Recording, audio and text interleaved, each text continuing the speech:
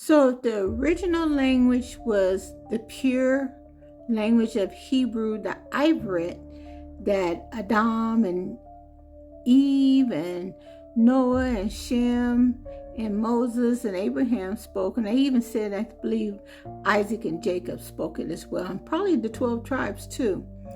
What did Yahusha speak? What language did he speak? Well, let's talk about it.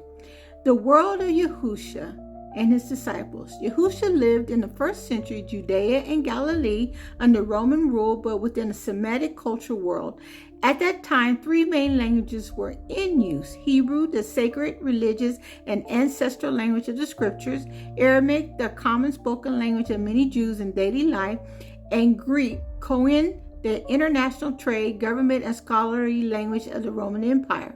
The original language of Yahusha and his disciples was Aramaic, primary spoken language. Most scholars do agree Yahusha and his disciples primarily spoke Aramaic in daily conversations.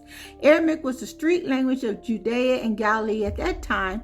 For example, Yahusha says on the cross, Eloi, Eloi, lama sabachthani.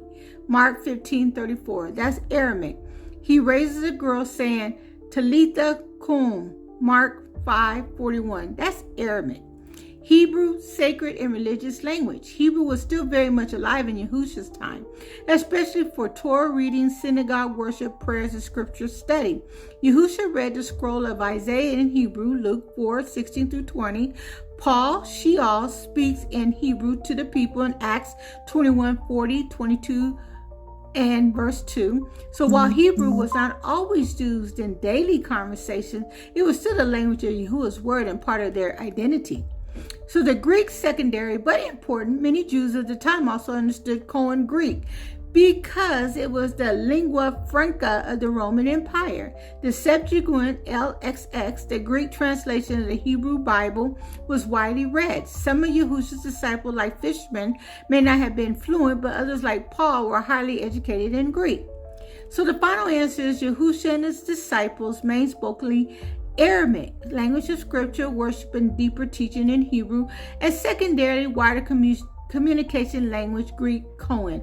So Yahusha most likely spoke 3 languages depending on the setting: Aramaic with the crowds and disciples, Hebrew in the synagogue when quoting Torah and in prayer, and Greek when addressing non-Jews or officials. Wow, that's very interesting. I didn't even know all this.